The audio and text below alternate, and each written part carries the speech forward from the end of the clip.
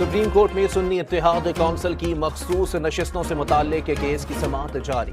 Known league, J you آئی اور Peoples party کو اضافی اقلیتی نشستیں دی گئیں۔ فیصل صدیقی ایڈوکیٹ کے دلائل، کیس کی سماعت براہ راست دکھائی جا رہی ہے۔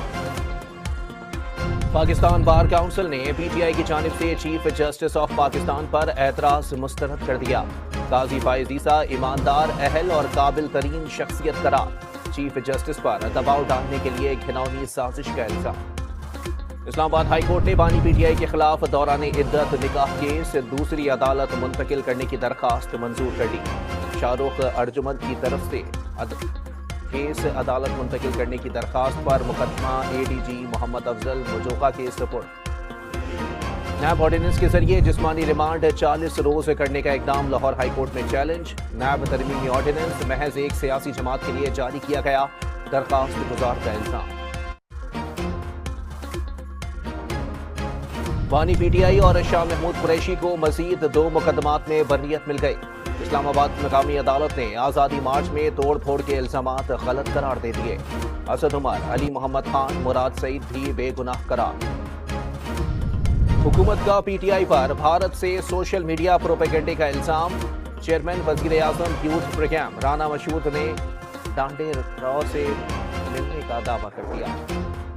اسلام آباد ہائی کورٹ نے سائفر کیس میں سزا کے خلاف اپیلوں کی سماعت۔ کیس ثابت کرنے کی ذمہ داری پروسیکیوشن کی ہے، بانی پی ٹی آئی کے وکیل سلمان صفدر کے دلائل۔ وزیر اعظم کل سے چین کا 4 روزہ سرکاری دورہ کریں گے۔ دفتر خارجہ کے مطابق شہباز شریف کی 6 جون کو چینی صدر شی جن پنگ سے ملاقات ہوگی۔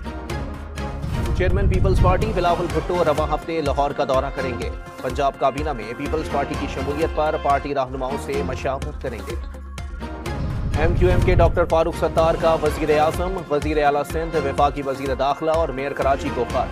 سرجانی ٹاؤن میں قبضہ مافیا کے خلاف گرینڈ آپریشن کرنے کا مطالبہ۔ حیدرآباد میں سلنڈر دھماکے سے مزید 3 اموات، جاں بحق افراد کی تعداد 12 تک پہنچ گئی۔ کراچی کے سول اسپتال میں زیر علاج 8 مریضوں کی حالت اب بھی تشویشناک۔ مئی کے مہینے میں ماہانہ بنیادوں پر مہنگائی کی شرح 3.25% کی بڑی کمی۔ مہنگائی کی شرح 11.76% پر آ گئی۔ ٹماٹر، پیاز، آٹا، چکن سستی ہو گئی، ادارہ شماریات کی رپورٹ۔